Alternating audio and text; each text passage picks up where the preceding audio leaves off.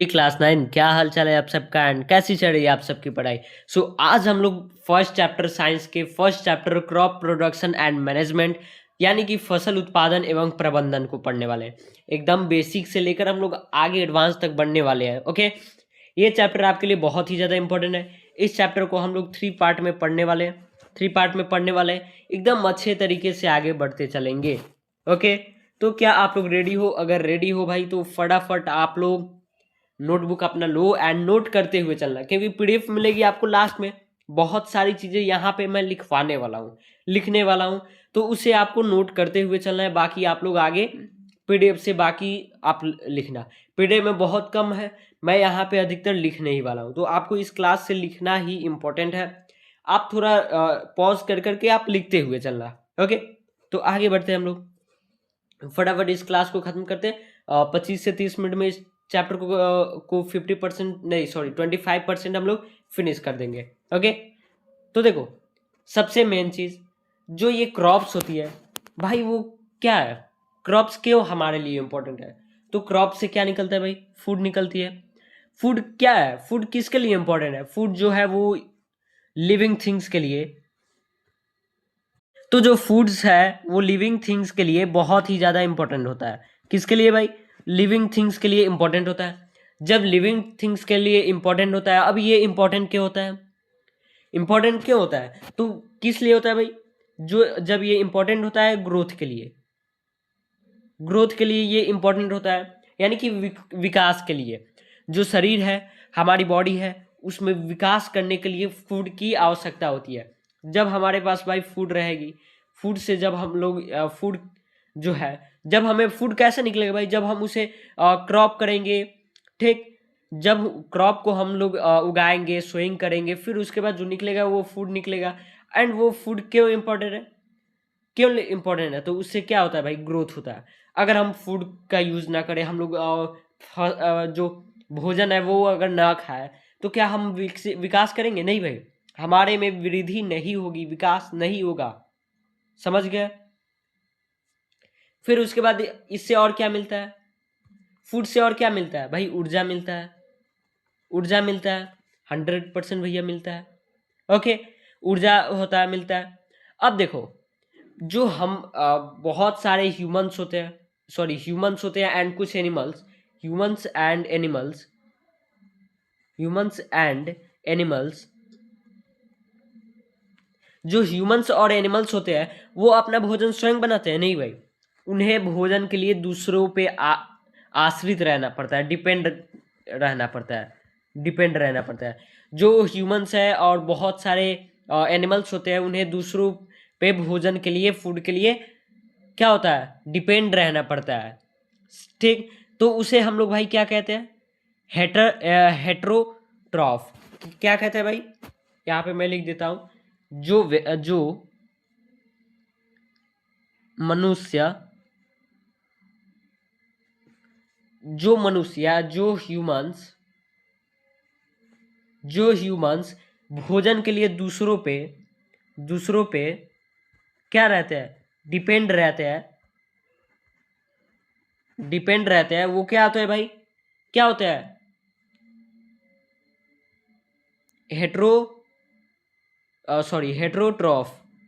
Heterotroph होते हैं, ठीक।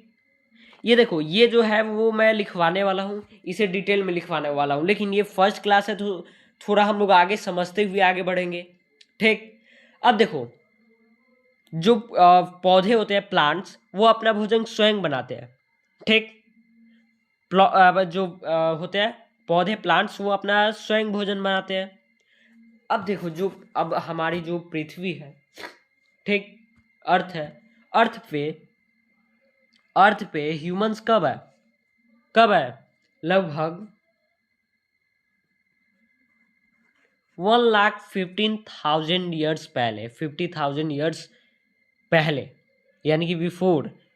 समझ गए? यानी कि जब 1.5 लाख वर्ष पूर्व जो ह्यूमंस है वो हमारी पृथ्वी पे आए, यानी कि हम लोग आए। समझ गए? तो जो अब देखो, अब हम समझ गए कि भैया हम लोग क्यों इम्पोर्टेंट होता है फसल, यानी कि क्रॉप क्यों इम्पोर्टेंट होता है। हमारी बॉडी के लिए ग्रोथ चाहिए, ठीक। और उसके बाद एनर्जी चाहिए। हमारी बॉडी को क्या चाहिए? एक ग्रोथ चाहिए। क्या चाहिए? ग्रोथ और एनर्जी। ठीक, एनर्जी। जब हमारी बॉडी को ग्रोथ और एनर्जी चाहिए एंड ये किससे मिल रही है? ये क्रॉप से मिल रही है। तो हम क्या करेंगे भाई? क्रॉप को उगाएंगे। जब उगाएंगे तो उससे क्या होगा? उससे फिर हम लोग एक भोजन बनाएंगे जो अपने खाने लायक होगा। फिर उससे क्या होगा? उससे ग्रोथ होगा और एनर्जी बढ़ेगी। समझ गए आप? समझ गए? अब देखो, अब आगे बढ़ते हैं हम लोग। फिर जो क्रॉप्स है वो किसे कहते हैं? क्रॉप किसे कहते हैं? तो when plants of the same kind are grown, यहाँ पे कुछ तो गड़बड़, kind are grown and cultivated at one's place on a large scale, it is called a crop। यानी कि जब एक ही जगह पे, एक ही प्लेस पे हम लोग बहुत सारे प्लांट्स को उगाए तो क्या होंगे भाई? उसे ही तो हम भाई क्रॉप कहेंगे। अब देखो, यहाँ पे मेरे पास एक प्लांट हो गया, समझ गया? रुक जाओ, सॉरी, एक प्लांट हो गया, ये क्या क्रॉप कहाएगा? नहीं भैया, ये क्रॉप नहीं कहाएगा। फिर उसके बाद हम लोग ऐसे करते चले गए आगे, ये हो गई, ये आपकी प्लांट्स बनते चले गए, होते रह गए, एक स्थान पे ज्यादा प्लांट्स हो गए, ये क्या क्रॉप कहाएंगे? जी भैया, ये क्या हो गए? सॉरी, क्रॉप हो गए। ये हो गए क्रॉप। यानी कि एक ही जगह पे, एक जगह पे, यानी कि ये हमारा एक क्या हो गया? ये एक प्लेस हो गया। यहाँ पे एक से अधिक प्लांट्स हो गए, एक से अधिक प्लांट्स हो गए, बहुत ही बड़े लार्ज स्केल पे हम लोग ये प्लांट्स को उगाने लगे। वो क्या हो गए? वो ही आपके लिए क्रॉप कहलाएंगे, यानी कि फसल कहलाएंगे। सेम चीज यहाँ पे डिफिनीशन दिया गया है। ठीक, डिफिनीशन दिया गया है बड़े क्षेत्र पे, यानी कि लार्ज स्केल पे कोई भी हम लोग प्लांट्स को उगाते हैं। ओके, तो सेम प्लांट्स को कोई लार्ज स्केल पे हम लोग उगाते हैं तो उसे हम लोग क्या कहते हैं? क्रॉप कहते हैं। एग्जाम्पल में राइस हो गया, वेट हो गया, गेहूं, बहुत सारी चीजें, मक्के है, ये सारी बहुत है, आगे बहुत है। आगे हम लोग बढ़ते चलेंगे आगे धीरे धीरे। ओके, तो क्रॉप ये हो गए, तो ये क्रॉप हो गए। अब आपके मन में ये होगा, भैया क्या सारे पौधे वो क्रॉप हो गए? एक जैसे कि हम लोग क्या देखते हैं, एक जो एक आपके मन में ये होगा कि क्या सारे प्लांट्स ऑल प्लांट्स क्या क्रॉप हो गए? नहीं भाई, जो ह्यूमंस के लिए यूजफुल हुए, जो ह्यूमंस के लिए यूजफुल है, सॉरी यहाँ पे, जो ह्यूमंस के लिए, ठीक, ह्यूमंस के लिए क्या हुए? यूजफुल है, वो क्या हो गए भाई? क्रॉप हो गए। समझ गए? यानी कि जो हमारे लिए यूजफुल है, जिसे हम लोग यूज करते हैं भाई, वो क्या हो गए? क्रॉप हो गए। समझ गए? अब देखो, बहुत सारे आप लोगों ने घास वगैरह देखा होगा। ओके, एक जो हमारे लिए यूजफुल नहीं होता है, यूजलेस प्लांट्स होते हैं, उसे आप लोगों ने देखा होगा। वो क्या आपके लिए हो गए? नहीं भाई, वो हमारे लिए यूजफुल नहीं है, तो वो क्रॉप नहीं कहलाएगा। जो हमारे लिए यूजफुल है, जैसे पैडी हो गए, ओके, राइस हो गया, फिर वेट हो गया, ये क्या है? हमारे लिए यूजफुल है, तो ये क्या हो गया भाई? ये हमारे लिए क्रॉप हो गया। समझ गए? अगर कोई भी चीज ऐसे उग जाता तो सारे तो क्रॉप ही कहलाते, सारे क्रॉप कहलाते। नहीं भाई, जो ह्यूमंस के, अगर आपसे कोई पूछ दे कि भाई आप जब ये बोलोगे कि किसी भी लार्ज स्केल पे हम लोग कोई भी प्लांट्स को उगाते हैं, वो हमारे लिए फसल कहलाएंगे। नहीं भाई, आप वहां पे बोलोगे जो हमारे लिए यूजफुल है एंड उसे लार्ज स्केल पे हम लोग उगाते हैं, वो क्या कहलाएंगे भाई? क्रॉप कहलाएंगे।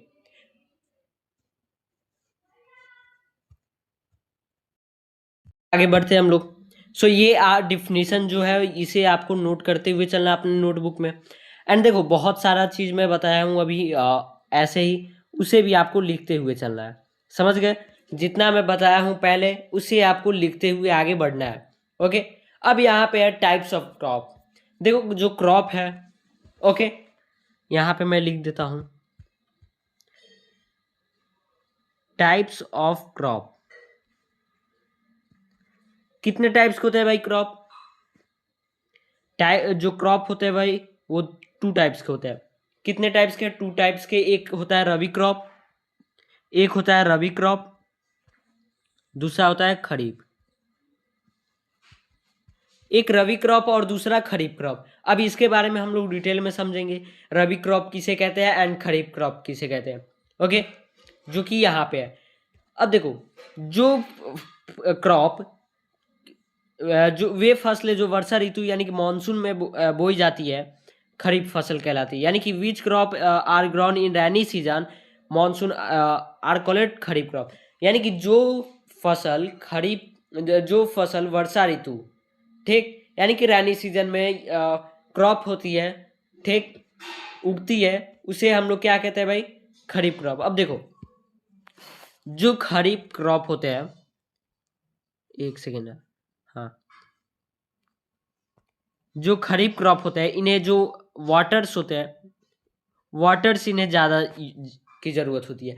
यानी कि इन्हें जितना आप पानी देते हो उतना ही आपके लिए ये फसल अच्छी तरीके से उगेगी। अगर इन्हें पानी देने में कम करते हो, जल देने में कम करते हो, तो ये फसल अच्छे से नहीं उगेगी। जो फसल रैनी, आप इतना याद रखो, जिस फसल को ज़्यादा पानी की आवश्यकता होती है उसे हम लोग खरीफ फसल कहते हैं। यानी कि देखो, जो राइस है, ये आपने सुना होगा कि धान के लिए अधिक पानी की आवश्यकता होती है, समझ गए। इसी कारण इसे वर्षा ऋतु में उगाई जाती है। मैज, फिर कॉटन, ये क्या है भाई, इन्हें ज़्यादा पानी की आवश्यकता होती है, इस कारण से ये वर्षा ऋतु में उगाई जाती है। ओके, ये अब जब ये फसल हम लोग वर्षा ऋतु में उगाएंगे तो ये कटेगी कब, बोएंगे हम लोग जून से जुलाई में, और ये कटेगी कब, सितंबर अक्टूबर के लास्ट में कटने वाली है फसल, समझ गए। फिर सेकंड क्या है, रबी क्रॉप। वे फसल जो सर्दियों के मौसम में उगाई जाती है रबी फसल कहलाती है। जैसे ही आपने भाई खरीफ क्रॉप को काट लिया, हार्वेस्ट कर लिए, फिर उसके बाद हम लोग रबी फसल को उगाएंगे, समझ गए, रबी फसल को उगाएंगे। तो crops which are grown in the winter season are called rabi crops. जो फसल अक्टूबर नवंबर में उगाई जाएगी उसे क्या कहते हैं भाई, रबी क्रॉप कहते हैं। काटा कब जाएगा, मार्च अप्रैल में। यानी कि अब ये जो रबी क्रॉप्स है, अभी ये अक्टूबर नवंबर में सोइंग किया गया था, ग्रोन किया गया था, अभी इसे क्या किया जाएगा, हार्वेस्टिंग किया जाएगा, जो अभी चालू हो गया है। अब कौन कौन से भाई, वेट हो गए, वेट, ग्राम, मस्टर्ड, यानी कि गेहूं, सरसों, ये सारी चीजें हो गई। ओके, अब देखो, बहुत सारी चीजें हैं यहाँ पे, मैं बहुत कम टेक्स्ट से यहाँ पे लेकर आया हूँ। जब भाई जो हम लोग फसल उगाते हैं, क्या उसके लिए हम लोग को कोई वर्क भी क्या करना पड़ता है, वर्क, कोई मेथड्स होते हैं, हंड क्या मेथड्स होते हैं, तो भैया फसल के लिए बहुत सारी मेथड्स होती है। एग्रीकल्चर के लिए प्रैक्टिस भी करनी होती है, एग्रीकल्चर प्रैक्टिसेस भी होती है। जब देखो, जब इस चैप्टर को आप अच्छे से पढ़ोगे, आप अपने आप से फसल को उगाने लगोगे, यानी कि क्रॉप को उगाने लगोगे, ठीक। देखो, जब भाई हम लोग फसल उगाते हैं, ओके, फसल उगाते हैं, तो भाई हमें बहुत सारी प्रक्रिया को करना पड़ता है, ठीक। पहला क्या है, देखो, उसे तो मैं अभी नेक्स्ट पार्ट में अच्छे तरीके से पढ़ाऊंगा, लेकिन जब इसे आप लोग अभी अच्छे तरीके से पढ़ लो, जितना मैं बता रहा हूँ आप उसे समझते चलो, समझ गए। देखो, जो फसल है उसे उगाने के लिए हमें कुछ प्रैक्टिसेस करनी पड़ती है। पहला है मिट्टी तैयार करना, मिट्टी मिट्टी तैयार करना, मिट्टी तैयार करना, यानी कि प्रिपरेशन ऑफ सोइल। क्या है भाई,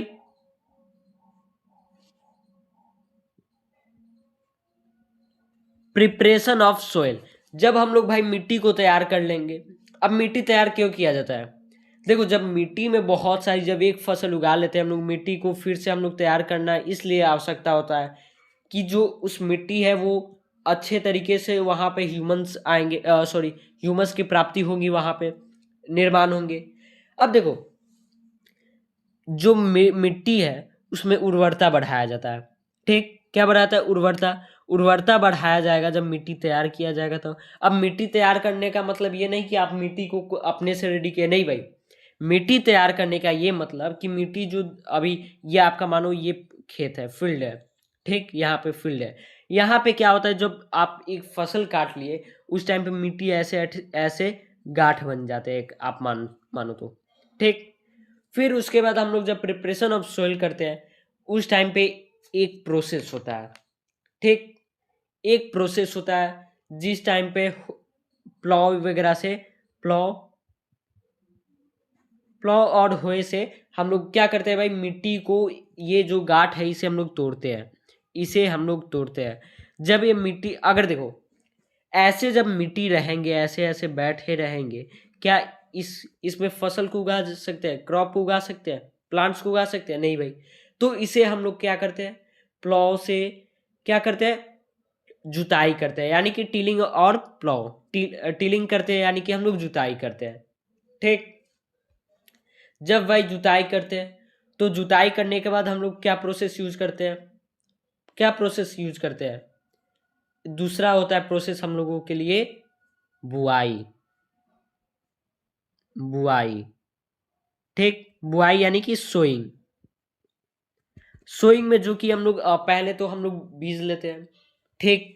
जिस भी फसल, जो भी फसल उगानी रहती है उसके लिए हम लोग बीज लेते हैं, फिर उस बीज को हम लोग खेत में डालते हैं। अब इससे खेत में डालने से पहले एक प्रोसेस होता है, पहले बीज की जांच करने के लिए कि वो जो सीड्स है वो हेल्दी है या अनहेल्दी है, या अनहेल्दी है। अब देखो, अब बीज को कैसे हम लोग जांचना है, जैसे एक ये बर्तन हो गया हम लोग का, ठीक। यहाँ तक आपके लिए पानी है, ओके, यहाँ तक पानी है, ऐसे पानी हो गया, ठीक। एक सेकंड, थोड़ा इसे अच्छे से कर देते हैं। आप मानो यहाँ तक पानी है, ठीक, ये पानी हो गया यहाँ तक। अब देखो यहाँ पे मैं जो सीड्स है उसे दिखाता हूँ। ये आपका एक सीड, दो सीड, तीन, बहुत सारे इसमें आपने सीड डाल दिया। कुछ यहाँ पे भी आ जाते हैं सीड्स, जो ऊपर सीड्स रहे, जो यहाँ पे सीड्स है भाई वो क्या हो गए, अनहेल्दी सीड्स। जो ऊपर आ गए, जो पानी के ऊपर दिख रहे हैं जो सीड्स, वो अनहेल्दी सीड्स हो गए। जो यहाँ पे, जो यहाँ पे हो गए, जो बर्तन के साथ नीचे बैठा है जो बीज, वही आपके लिए क्या हो गया, स्वस्थ बीज, यानी कि हेल्दी सीड्स हो गए। समझ गए इतना? देखो, जब भी आपसे कोई बोले कि भैया आप सीड्स की जांच करो, ठीक, तो पहले आप एक बर्तन ले लेना। क्या ले लेना, एक बर्तन, ये आप मानो बर्तन है, ठीक। यहाँ पे आपने बहुत सारा वाटर डाल दिया, यहाँ पे वाटर हो गए, ओके, यहाँ पे वाटर हो गया आप लोग का यहाँ तक, ठीक। अब इसमें आपको करना ये है कि बीज को डाल देना है, ओके। फिर उसके बाद आप यहाँ पे क्या करोगे, सीड्स को डाल दोगे, ओके। देखो यहाँ पे सीड्स हो गए, बहुत सारे यहाँ पे सीड्स आ जाते हैं, बहुत यहाँ पे रहते हैं। जो नीचे सीड्स है वो क्या हो गए, वो हेल्दी सीड्स हो गए। देखो, जब पानी आपका यहाँ तक है, यहाँ तक आपका सीड्स रहता है, यहाँ पे देखो, मैं यहाँ पे अच्छे तरीके, ये आपका मेन पॉइंट हो गया, समझ गए। यहाँ तक आपका अगर सीड्स रहता है तो अच्छा है। अगर इस यहाँ से आपके ऊपर जितने भी बीज है वो अनहेल्दी यानी कि अस्वस्थ बीज वहां पे वो कहलाएंगे, ओके। इतना आपको समझ में आ गया होगा। देखो, मैं यहाँ पे बहुत ही अच्छे तरीके से बता दे रहा हूँ, फिर उसके बाद हम लोग नेक्स्ट जो पार्ट ले आएंगे उसमें आप डिफिनीशन के साथ अच्छे से पढ़ोगे। अब दूसरी क्या है भाई, दूसरा होता है जब आप सोइंग में ही आप देखो, फिर उसके बाद आपके लिए वहां पे अब बुआई के लिए बहुत सारी यूज होती है। जैसे एक है सीड ड्रिल, जो सीड ड्रिल मशीन है इसे भी यूज किया जाता है, किस लिए, सोइंग के लिए, ठीक। सीड ड्रिल का यूज सोइंग के लिए किया जाता है, पहला। दूसरा क्या है भाई, जो ह्यूमंस है वो भी वो सीड ड्रिल का यूज वहां पे करते हैं, सॉरी, ह्यूमन जो है वो भी अपने से बुआई करते हैं और दूसरा सीड ड्रिल से कराते हैं। इतना समझ में आ गया? अब देखो, पहले तो हम लोग दो प्रकार से, एक तो बुआई दो प्रकार से होती है, बुआई भी दो प्रकार से होती है। पहला, ये आपका जैसे मिट्टी हो गया, एक खेत हो गया, और ये दूसरा खेत हो गया, एक सेकेंड अच्छे से, ये आपका एक खेत हो गया, ठीक, एंड ये आपका एक दूसरा खेत हो गया, ओके। अब यहाँ पे क्या होगा भाई, पहला क्या होता है, ये आपका एक डमी खेत आप बोल सकते हो, dummy, oh sorry, dummy field, dummy field आप इसे बोल सकते हो। अब देखो यहाँ पे क्या होता है, बीज को पहले यहाँ पे सीड बीज को डाल दिया जाता है, ठीक, सीड्स को यहाँ पे डाल दिया जाता है। जब यहाँ पे बहुत सारे बड़े बड़े प्लांट्स इसके हो जाएंगे, जब, ठीक, बड़े बड़े प्लांट्स ये जब हो जाएंगे, कुछ ज़्यादा बड़ा नहीं, छोटा छोटा मतलब थोड़ा मीडियम साइज, फिर उसके बाद यहाँ से यहाँ पे उखाड़ कर यहाँ से यहाँ पे लेकर उगा दिया जाता है, यानी कि ग्राउंड कर दिया जाता है। फिर ऐसे एक होता है। दूसरा क्या होता है, दूसरा क्या होता है, दूसरा भी बताता हूं मैं। जैसे ये एक अलग खेत हो गया, ठीक। दूसरा क्या होता है, ये आपका मेन खेत है, सीधे यहाँ पे आप क्या होते हैं, सीड्स को डाल दिया जाता है, यहीं से वो बड़े हो गए, यहीं से वो क्या हो गए, बड़े हो गए, एंड अच्छे तरीके से वहां पे फसल हो गई। अब देखो, अब दोनों में एक और चीज है, जो उपज होगी, जो फर्स्ट प्रायोरिटी थी कि पहले यहां से लेकर फिर यहाँ पे, इसमें ज्यादा उपज होती है। आप लोगों ने धान का जो खेती है उसे देखा होगा।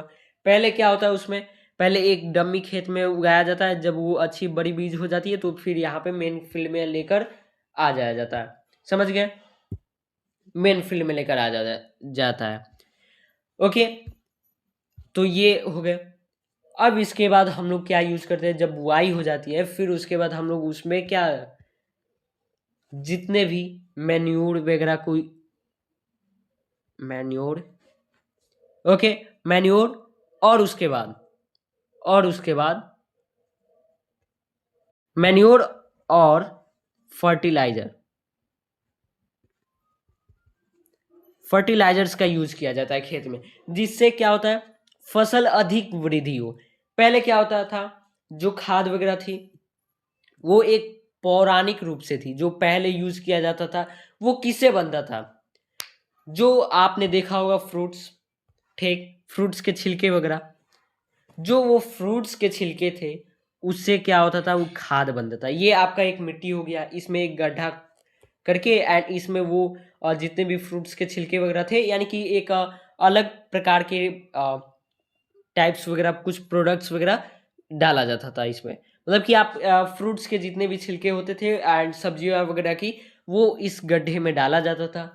कुछ टाइम बाद ये सूख के कुछ खाद के टाइप का बन जाता था, एंड फिर इसे क्या किया जाता था, खेतों में डाला जाता था। कहाँ डाला जाता था, फील्ड में, यानी कि खेत में, ठीक।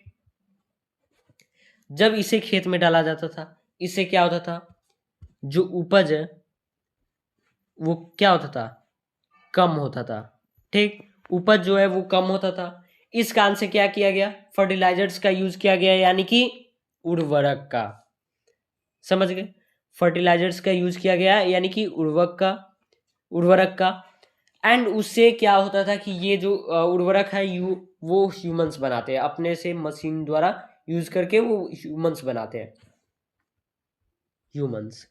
तो उससे क्या होता था भाई, उससे पहले तो खाद से, जो कि मैन्योर, उससे क्या होता था कि फसल जो है वो कम होती थी, मतलब उतनी ज़्यादा यूज नहीं आती थी फसल, ठीक। फिर उसके बाद उर्वरक जो है, इससे अच्छी खासी फसल होने लगी, ठीक। अब आगे बढ़ते हैं। फिर उसके बाद एक और चीज होता है, सिंचाई, यानी कि इरिगेशन, सिंचाई होता है, इरिगेशन होता है। अब इरिगेशन का बहुत सारे यूज होता है, फंडामेंटल्स होते हैं, बहुत सारे अच्छे तरीके से खेती किया जाता था पहले, तो वो सारी चीज़ें थी। अब बाकी हम लोग आगे अच्छे अच्छे तरीके से पढ़ने वाले हैं, एकदम अच्छे तरीके से। ये भी क्लास बहुत ही कम, आप लोग के लिए 25 मिनट की ये क्लास है, लगभग लगभग 25 मिनट की ये क्लास रहने वाली है, एंड अच्छे तरीके से आप लोग समझ गए होंगे, ठीक। तो अगले क्लास में बहुत ही अच्छे तरीके से हम लोग पढ़ेंगे, समझ गए।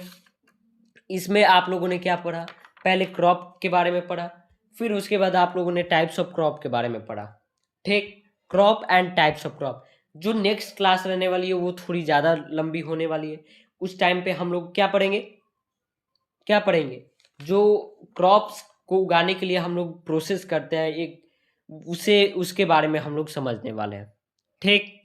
तो उसके बारे में हम लोग समझने वाले हैं, उसके बारे में थोड़ा अच्छे तरीके से एंड डिटेल में समझेंगे। बहुत ही लंबी क्लास होगी, ये थोड़ा आप लोग के लिए बेसिक था क्योंकि आप इसे पहले इस चैप्टर का मोटिव आप समझ सको। ओके, तो इस चैप्टर का मोटिव समझने के लिए थोड़ी ऐसी क्लास थी एंड नेक्स्ट क्लास बहुत ही ज़्यादा इंपॉर्टेंट होगी। बाकी आप लोग मैथ की क्लास, हिंदी की क्लास, इंग्लिश की क्लास आगे करते चलना, ठीक। सारी क्लासेज आप अपने हिसाब से टाइम से करते हुए चलना।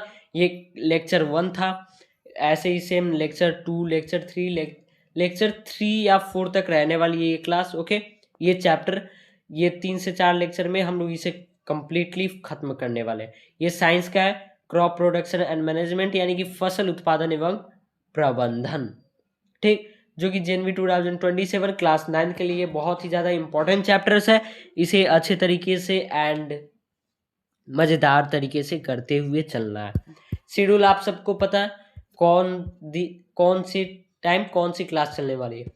मंडे को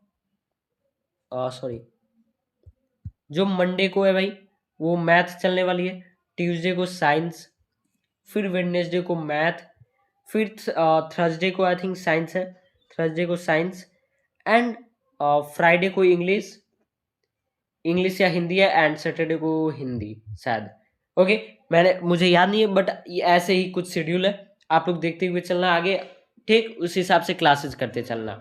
ओके, बाकी ये क्लास आपको कैसा लगा कमेंट में बताना। अगर इस चैप्टर से रिलेटेड, इस क्लास से रिलेटेड कोई डाउट रहता है आप पूछ सकते हो, जो भी डाउट हो। अगर आपको कोई भी डाउट हो, कैसा भी डाउट हो, आप पूछ सकते हो। देखो, आप सब क्या करना कि इसको आपने से नोट करते हुए चलना, जितना चीज़ मैं बताया हूँ उसे भी अपने हिसाब से लिखते हुए चलना। ओके, फिर उसके बाद ये जो है इसे आपको अपने हिसाब से अपने नोटबुक में लिखते हुए चलना, अपने हिसाब से नहीं, इसे ही लिखना है। एग्जाम्पल्स वगैरह अच्छे तरीके से आप अपने हिसाब से और भी बढ़ा सकते हो, जैसे आपको अभी एग्जाम्पल्स पता है तो उसे पढ़ते हुए चलना। अब एक और चीज़ आपको मैं बताना चाहूँगा, जैसे बहुत सारे लोगों के मन में ये होगा कि भाई जेनवी में सिलेक्शन कैसे ले। ओके, तो सिलेक्शन लेने के लिए पहले आपको जितनी भी क्लासेज है उसे करते हुए चलना है, यानी कि करते हुए चलना है आपको क्लासेस। फिर उसके बाद भाई एनसीईआरटी को पढ़ते हुए चलना है, एनसीईआरटी को अपने हिसाब से रीड करते चलना है। जितना भी मैं पढ़ा रहा हूँ वो एनसीईआरटी से ही रहने वाला है, एनसीईआरटी बेस्ड रहने वाला है, बस आपको भी वैसे ही पढ़ते हुए चलना है। ओके, एनसीईआरटी पढ़ना मत भूलना, जहाँ तक मैं पढ़ाया हूँ उसे अब आप एनसीईआरटी से रिवाइज करोगे, उसमें से अब आपको अपने हिसाब से वहाँ पे अपने नोटबुक में भी ऐड करना है। ओके, तो इतना आप समझ गए। अब मिलते हैं हम लोग नेक्स्ट क्लास में साइंस के। बाकी आप लोग मैथ, हिंदी, इंग्लिश सारी सब्जेक्ट के क्लासेस को करते हुए आगे बढ़ना। Okay, bye bye everyone.